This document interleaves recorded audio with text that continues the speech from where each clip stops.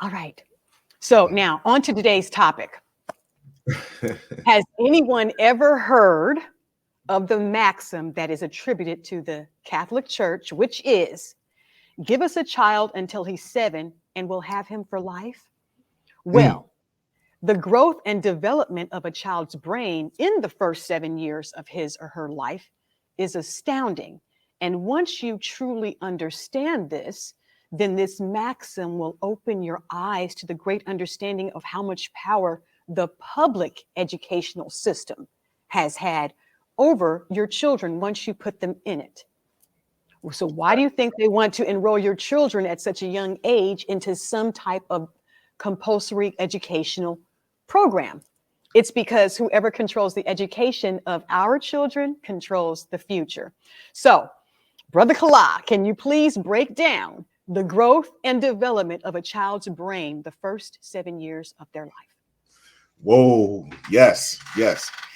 Um, Let me share a screen real fast. Let me share All some. right. All right.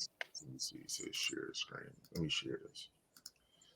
And okay, I don't know. Can you see this right here? Not yet. All right. Let me know when you can see this. Oh, okay. You can see this? Yeah, now I'm going to add it to the stream. Okay. Oh, you have to. Okay. When I share a screen, you have to add it. I have to add it. Okay. Okay. Yeah. Okay. Now, this right here is just a layout in certain parts of the brain, which is the major parts of the brain. You have your frontal lobe here, you have your temporal lobe, you have your medulla oblongata, you have your Okay. cerebellum, you have this is the stem part of the brain, which is your spinal cord, you have your occipital lobe, your parietal lobe, your somatic sensory cortex, and your somatic cortex. Now, if you look at the top portion right here, where it says somatic cortex and somatic sensory cortex, these are where when a baby is born, you see soft spots on the top of their head. Right. This is where the soft spots occurs at right here. Now, the somatic sensory cortex pulls in information from around the environment of the child. Now, I mean, basically, you think your child can't hear you talking because it's an infant, but the child actually hears and absorbs everything, because during the first 7, maybe 9 years of a child's life, it is absorbing information. It is constantly learning, and the brain is learning even faster than what you would call an adult today brain. Children brain are much more advanced than adults today because of what we are eating and what we have polluted our bodies. However, these soft spots up here are taking in information. Now, the somatic sensory cortex, this one here is taking in information as far as sounds that is going on around you, the baby, what the baby sees with the eyes, as far as walking, talking, no matter what the case may be, music, whatever the case may be. Now, in this somatic cortex right here, the other soft spot of the brain is taking environmental, what I mean by environment, solar information, like which comes from the sun and nature. This is what this soft spot is doing. Now, what's happening is, I'm gonna take this off my screen. What's happening is with our children, with our children, as they are developing with the foods that we are eating, mainly the sugar. And sugar is one of the number one minerals that the brain uses the most. The brain uses around 95 to 99% glucose, which is sugar. And we have so much artificial sugar in everything, the Similac, the cereal, the milk, the bread, all of that stops this portion of your brain. Now, you're looking at this brain that I'm showing you, is showing you majority of what you would call the neocortex. When you look at the brain, you see the entire, but you mainly see the neocortex. And neo means new, cortex means husk, like a shell or something. Now, this portion of the brain, which is the neomammalian, the top part of the brain, this portion of the brain right here is underdeveloped due to the fact that what we are eating, the language that we are speaking, and the violence that we are doing with when it comes to one another. Far as we the number one sports, the two sports that they have is playing all the time is boxing and football.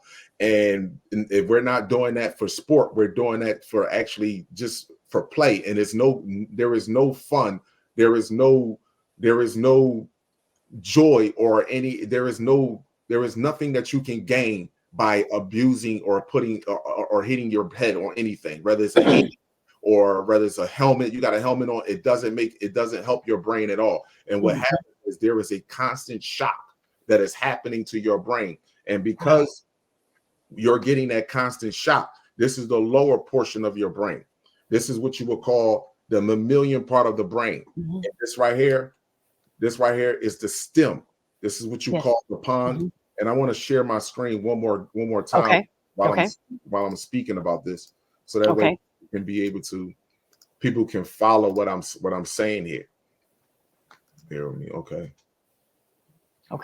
Now, if you look at the bottom portion of this right here, this is the stem connected to the spinal cord, and then you have your cerebellum. Now, your cerebellum doesn't, and your stem, this is what you would call the lower portion of your brain. So when people state that, you know, you're thinking in your lower half and you're not really processing information, not making good decisions, this is because you are stuck in this portion of your brain right here, and this deals with flight, fight, or freeze.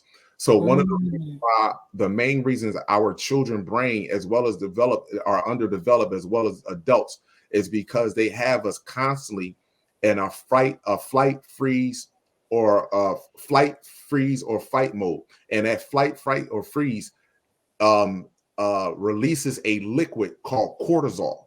And when you're releasing that liquid cortisol through your body, there's nothing wrong with that liquid being released sometime because it's necessary. But when that liquid is constantly being released and is being triggered by slavery movies, violent art gang, by the interactions that you hear with your parents or other people having interaction, and this is connected, which we will call your limbic system. So let me get back off of here because I'm gonna have to go back and forth. I do apologize, my people. My the power was out over here, and my computer kind of like resetted itself. So there's a lot of things that I had to go back and forth here, but she's working with me. Now, what we're looking at when you take the brain down the middle, this is what you call a mid-sagittal. So we're looking at the brain cut in half. Now, right here at the top is what you will have your corsal callosum, and then you will have your pineal gland, and then underneath the pineal gland, you will have your thalamus, your epithalamus, your hypothalamus. Now, all of these here, those glands regulate, they process information as far as how you articulate yourself, how you deal with your emotions, how you solve problems when certain situations come your way. And what's happening is our children, and as well as adults, are being cut off. So when you say, when I said the somatic sensory cortex, when that is pulling in information, it is constantly pulling in information to keep us in a flight, fight, or freeze, where we're not thinking, we're not using the top portion of our brain.